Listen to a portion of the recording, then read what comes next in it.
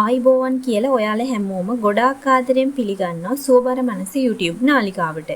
අද මම ඔයාලත් එක්ක කතා කරන්න හිතුවේ අපේ ජීවිතවල මේ අපි ඇති කරගන්නා සම්බන්ධතා ගැන. විශේෂයෙන්ම සැමියා බිරිඳ වේවා, පෙම්වතා පෙම්වතිය වේවා, මේ සම්බන්ධතා නිසා බොහෝ පුද්ගලයන් ගොඩාක් දුරට දුක් විඳිනවා මම දැකලා තියෙනවා. ඉතින් මේ දේවල් පිළිබඳව හොයලා බලනකොට දැකපු දෙයක් තමයි එක් පාර්ශවයක් නැතිනම් මේ අපි කියමුකෝ දැන් පෙම්වතා පෙම්වතිය කියලා.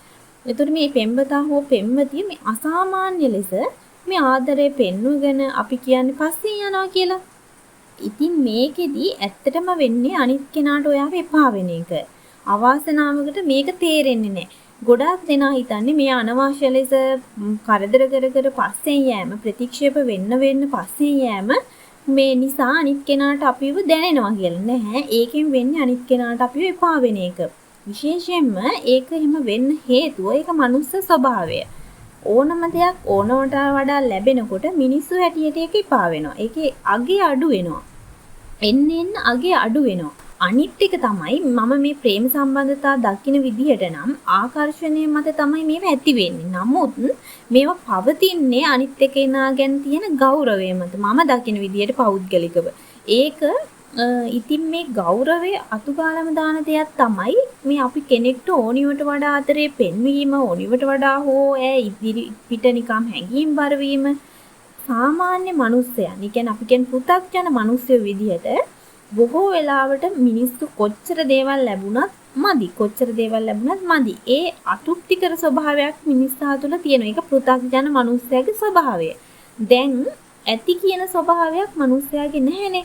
ඉතින් මේ මිනිස්සයා මේ ස්වභාවයත් එක්ක මේ බැඳීම් වලදී අපි කිව්වොත් පෙම්වතිය ඕනවට වඩා හැඟීම් බරව ඔහු නැතිව ජීවිතයක් නැහැ වගේ සියලුම දේවල් තමන්ගේ අඩුපාඩු විදියට දැකලා ඔහු ඇය ළඟ අනවශ්‍ය ආකාරයට තමන්ගේ ගෞරවය නැති කර ගන්නව නම් ඔහුට අනවශ්‍ය ආකාරයට ගෞරවය ලබා දෙනවා නම් කොටින්ම කියනවා නම් සමහර ගෑනු ළමයි ඉන්නවා පිරිමි ළමයි ඉන්නවා දෙගොල්ලම ඉන්නවා මට ආදරේ නැති වුණත් කමන්නේ එයා මොන වැරදක් කළාට කමන්නේ. ඒත් මාත් එක්ක ඉන්නවා නම් මේ ඇති කියන තැනට හැංගීම් බර වෙලා Tamanගේ ජීවිතේ වටිනාකම බිඳුවටම දානවා. බිඳුවටම දාලා මේ සම්බන්ධතා ඉස්සරහා Tamanවම අමතක කරන අය ඉන්නවා. ඉතින් මේ අය හිතනවා මම එහෙම කළොත් මෙයා මාත් එක්ක ඉඳීවි. මට අනුකම්පා කරાવી. ඒ වගේ දේවල් තමයි මේ අය හිතන්නේ. ඒත් ඇත්තටම සිද්ධ වෙන්නේ මම ඉස්සරල කිව්වනේ මිනිස්සයාට කොච්චර දුන්නත් මදි කියලා. ඉතින් මේක මෙතනදිත් වළංගුයි. අද පෙම්වතිය ඔහු ළඟ හඩා වැටෙනවා නම් යම්කිසි දෙයක් කියන්නේ එපා කියනකොට ප්‍රතික්ෂේපක වීමක් වෙනකොට ඒ ගෑන් ළමයා නැවත Taman පසුපස එනවනම් ඔහු ඊළඟ පාර ඒ ආයාචනය ඊට වඩා විදියකින් බලාපොරොත්තු වෙනවා. ඒක මනුස්ස ස්වභාවය. ඒක ඔහුගේ මොලේ ඔහුටත් හොරෙන් වෙන දෙයක් ඇත්තටම ගොඩක් දුරට. ඉතින් මේක අදට වඩා හෙට ඕනි ඒ වගේ අවශ්‍යතාවයක් වෙනවා. ඉතින් මේක කවදාවත් කෙලවරක් නැහැ. ඒක ඔහුගේ වරදක් නෙමෙයි.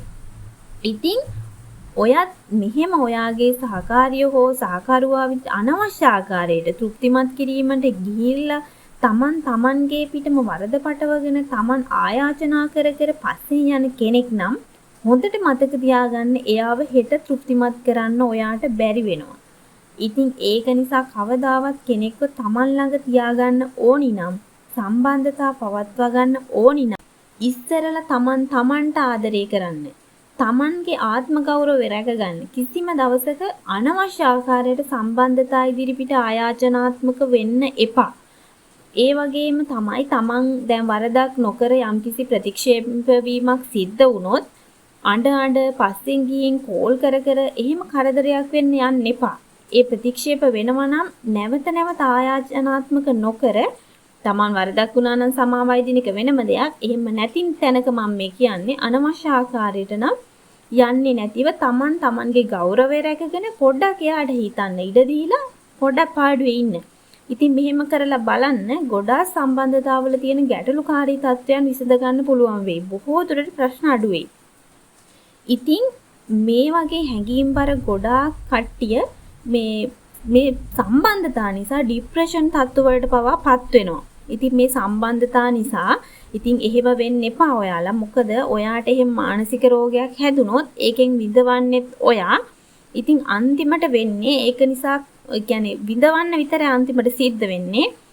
කවදාවත් සම්බන්ධතා ඉස්සර අන්ධ වෙන්න යන්න එපා. තමන්ව අමතක කරන්න එපා. එහෙම වුණොත් ඔයාට එයාවත් නැති වෙනවා, ඔයාවත් නැති වෙනවා. ඒ නිසා තමන්ගේ ගෞරවය රැකගෙන අනිත් කෙනාට ආදරය කරන්න. හැම වෙලාවම තමන් අංක 1. ඒක හොඳට මතක තියාගන්න. ඉතින් මං ආයිත් ආදරෙන් ඔයගොල්ලන්ට මතක් කරන්නේ සම්බන්ධතා ඉස්සරහා අන්ධ වෙන්න එපා. තමන්ගේ ගෞරවය නැති කරගන්න එපා. තමන්ට ආදරය කරන්න, තමන් අංක 1 කරගන්න, ඊට පස්සේ අනිත් අයට ආදරය කරන්න. ඉතින් එහෙනම් අදට ගිහින් එන්නම්. වීඩියෝ එකට ලයික් එකක් දාලා අදහස පහලින් කමෙන්ට් කරන්නත් අමතක කරන්න එපා. හැමෝටම සුබ දවසක්.